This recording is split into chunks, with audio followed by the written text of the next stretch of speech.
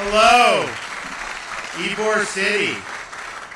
Well, it's great to be back in Hillsborough County, and I want to thank all of y'all for coming here today. This is, I think, our second to last bill that we will be signing to wrap up this most recent legislative session. So we're going to do this. I have one more I'm going to do, and then that'll be that. We've gotten through hundreds. I mean, I think you guys did way more bills this time. I mean, like, it was a lot. I mean, we went through a lot. We had to crunch a lot of information and data. So we're doing, and this is a really, really great announcement. So we look forward to being able to talk more about that. First, I just want to recognize some of the folks that we have with us here.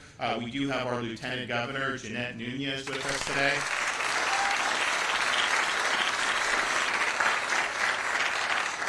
We have our new Commissioner of Education, Manny Diaz from Hialeah.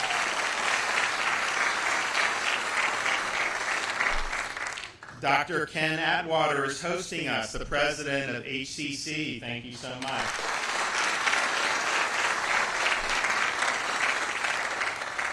The president of the Florida Senate, Wilton Simpson from Pasco County, nearby here. Representatives, I saw Mello, I saw McClure, I saw Jackie Toledo. I did not see Beltran. Is he here? There he is. Okay, Mike Beltran. And then we're also going to hear from a student, high school student, Blake Dellenbach, about the changes, the positive changes, that we're making here for Bright Futures. We celebrated my wife's birthday yesterday, so she's doing very well. So I told her, I was like, you look just as good or not better than when we first done. And so she's done really, really well through all that she's had to deal with. And so we were happy to be able to celebrate it. I took her to see Top Gun Maverick. And so she liked it. We tried to do it before, but the kids were running around, so it just didn't work out, so we were able to do it. But I just want to thank everyone for wishing her a happy birthday. She's doing really, really well, so thank you all for that. So we have the #1 ranked public university and state college system in the United States, and that's been true by U.S. News and World Report for 5 straight years. I can tell you, as somebody that was born and raised in Florida, that was not always true.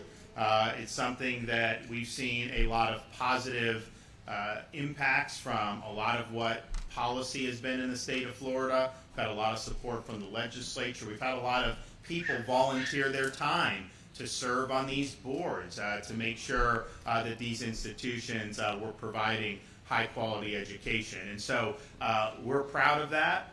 We think that you should, if you're a Florida resident, Florida families have their kids graduate high school. They should have access to high-quality higher education, but it needs to be affordable.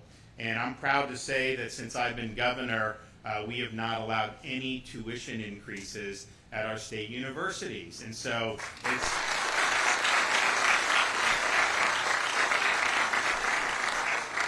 There aren't very many places that you can go and get a credible 4-year degree and pay $6,000, $6,500, $6,800 for tuition. That's just not even in the realm of possibility in almost any other place throughout the country. But certainly, it's not the case if you have a high-quality institution. And so we think it's very important that this remain affordable.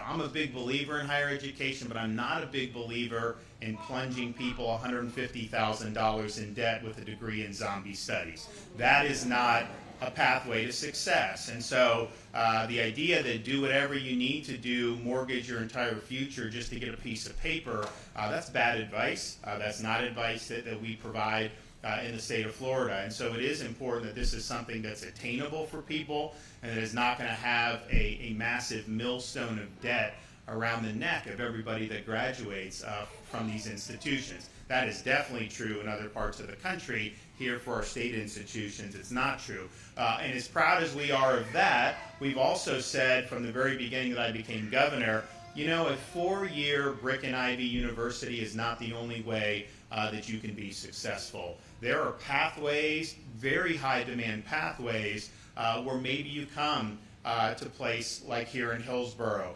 Maybe you get certification in high school even and are able to go and do apprenticeships. And so our view is not that you need to do that, but our view is, all of those pathways have opportunities where you can be very successful. And there are a lot of people that have chosen non-4-year pathways, people that have been very successful doing that without going into debt, and have actually had a much better future than some of the people that went deep into debt and had degrees that were not really functional or really helping them expand opportunities. And so we have done over $5 billion to expand workforce opportunities since I've been governor. Our goal was to be, by 2030, the #1 state for workforce education in the country. We were in the bottom half of states when I became governor. We are shooting up those rankings very, very quickly because we understand how important it is. And I've been able to go around the state really for the whole time, but particularly in the last 6 months, we've been able to go, we did in this budget and some of the other things we did, the biggest expansion in nursing opportunities than we have ever done in the history of the state, and probably that any other state is doing right now. They just announced, Manny was telling me, Tallahassee community. They're doing expansion of nurses because of the money they've been able to use. This is a very high demand field right now. It's something that if you go through this, you are going to have a job. Every time I see these nursing students, I tell them, you will definitely be employed once you get through this. And so we've done CDLs, commercial driver's license, because we need to have more truck drivers. We need to have more people that can work on the truck. So we've been able to do all these different things, and it's made a really significant impact. And so the bill we're talking about today will have a huge impact both for people pursuing the 4-year Brick and Ivy pathway, as well as for people who are pursuing different pathways, particularly in conjunction with our state colleges. And if you think about, we now have about 120,000 students that this year will receive the Bright Future Scholarship in the state of Florida. That is affecting families in every corner of this state. And that's something that has been huge to make sure that everybody has opportunities. One of the problems is, if you look at what the criteria is to qualify for Bright Futures, yes, you got to have a certain weighted grade point average and certain test scores, whether you're FAS or medallion. Those, it's a little bit higher if you're FAS, a little lower if you're medallion, but still, it's significant, and you need to work hard to do that. But what you also have to do is do community service or volunteer hours, which in and of itself is a positive thing. You want people to be a part of their communities because, yes, we want you to be able to get a credential, but we also want you to be a productive citizen, and that involves more than just what degree you have and what job you have. So that's good. The problem, though, I think, is not every student has the luxury of being able to just do volunteer hours. I mean, we have students who come from lower income families who need to work to be able to help support their families. And they should not be denied the opportunity to qualify for a scholarship just because their socioeconomic background makes it more difficult to be able to do this type of volunteer work. And so we think that if you're somebody that is having to actually work, particularly as a high school student, to be able to help your family, that those hours should also count toward the community service hours so that you too can be eligible for the Bright Future Scholarship. And so, and we have also seen a decline in the number of high school seniors who have been eligible, and I think part of the reason is because of that. So what we don't want is to take a scholarship and make it out of reach of a student just because of their family circumstances. In fact, those are the students that probably will benefit the most from having these. I mean, we have people, this is not an income-based program, And so we have students who have the merit and they qualify and they deserve it, that they get it, but who come from more affluent families where stroking a check for 68 would not really be as big of a burden on them. And that's great. I mean, and, you know, we want people to do well, but we want to make sure that these scholarships are really helping to lift people up. And so the bill we'll sign today, House Bill 461, will expand eligibility requirements for the Bright Future Scholarship, and it will include this paid work experience. This will allow somebody that works 100 hours to be able to apply that and be able to qualify for any of our Bright Future programs. So we have 75 hours for Medallion and 100 hours for Florida Academic Scholarship, and it counts for both of these. And so this will be something that's very important. You know, if you think about it, if you look at our state universities and state colleges, if you get these scholarships, the chance of you needing to go in debt at all is really low. To the extent you do, I mean, it's basically when the tuition's paid for. Yes, you got to pay books, you got to pay living expenses, food, some of that other stuff. Some of those expenses you would have no matter what you're doing. To be frank, so this is really important, and this knocks it out for those FAS scholarship. You know, you get the 100% of the tuition just paid for. That's a really big deal.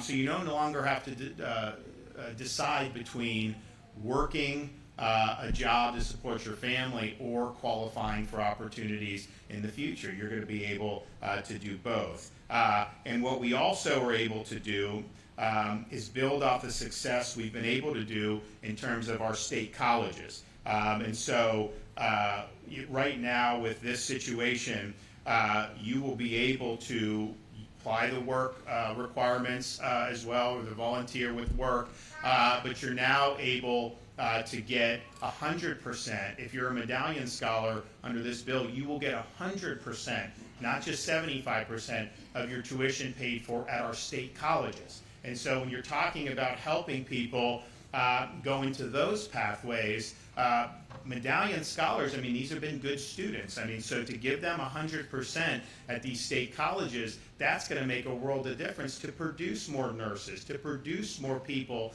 in these vital fields where there is a deficit of qualified people right now. And when that happens, that means that people are willing to pay more to be able to get you. There's a great opportunity here. We just got to make sure we have the pathway. So I think having the work requirements or the people that are doing jobs satisfy the volunteer hour service, I think that's a reform that was long overdue. I think it's going to make an impact. But then on this state college front, I mean, to be able to get 100% of tuition at any one of Florida state colleges as a Medallion Scholar, yeah, the 75% is generous, but this way it's just totally off the top. Many of the people who go to our state colleges grow up in the area. They go to their local state college. And so really tuition is the main expense that they're looking at beyond what they're already doing in their everyday life. And so I think this is going to make it easier for people to be able to get in and be qualified in things that are really going to make a difference. And so we've been a big supporter of Bright Future since I've been governor. We wanted to make sure that that it's something that Florida families know is there. And then combined with us holding the line on tuition, I don't think there's a single state in the country where post-secondary educational opportunities are as affordable as they are in the state of Florida. And that's...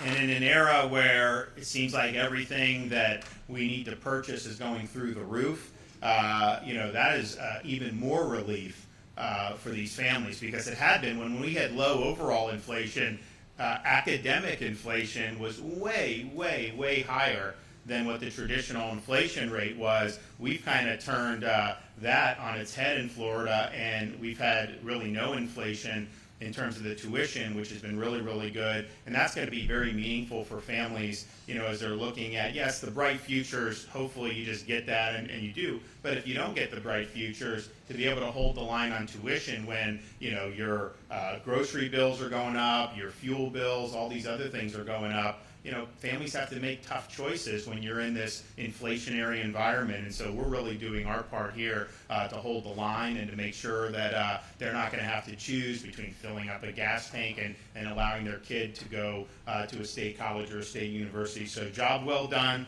We're going to hear from some folks, and then I'll sign the bill at the end. So first, we'll hear from our Lieutenant Governor, Jeanette Nunez.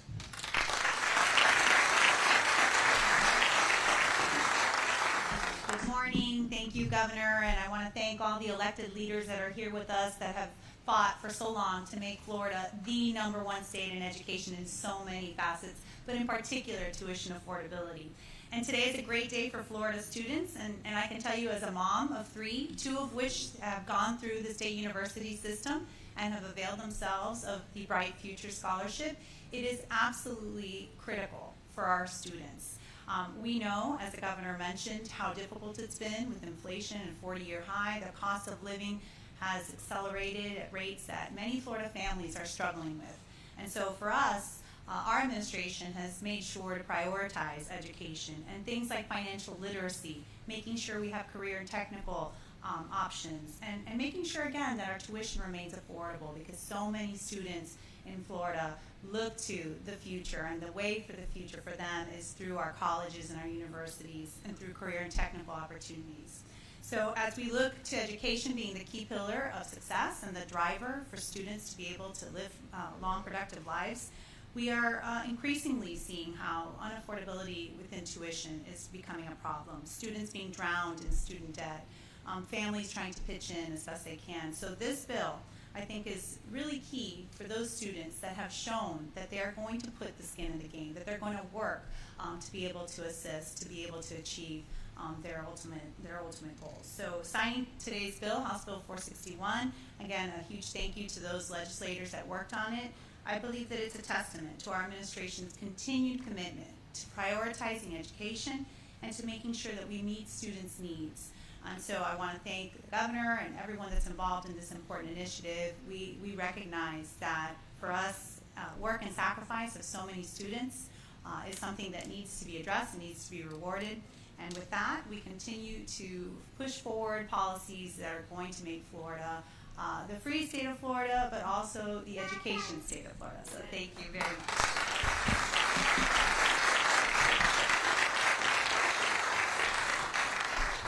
Okay, Senate President Wilton Simpson.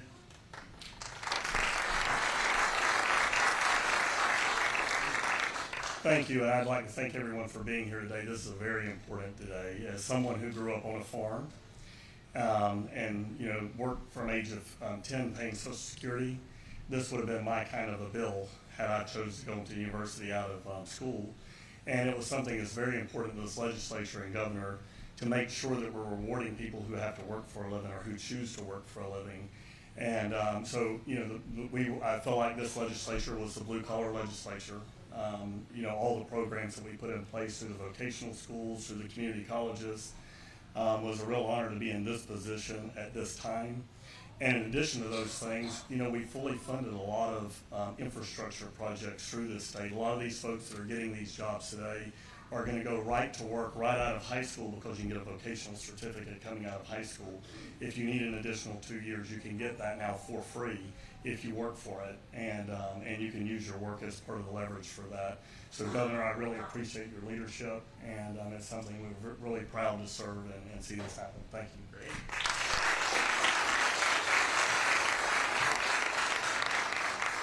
All right, and now we have a student, Blake Dellenbach.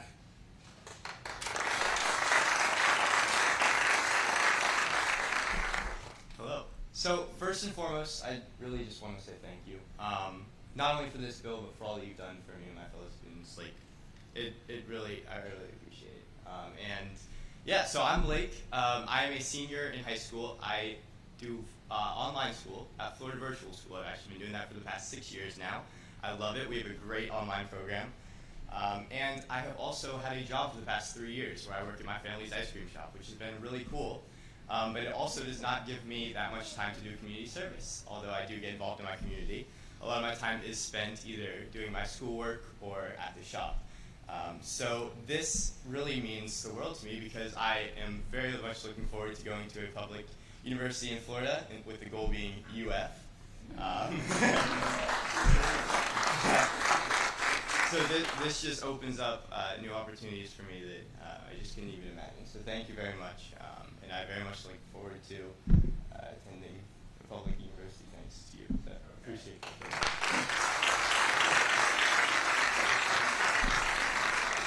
All right, Commissioner of Education, Manny Diaz.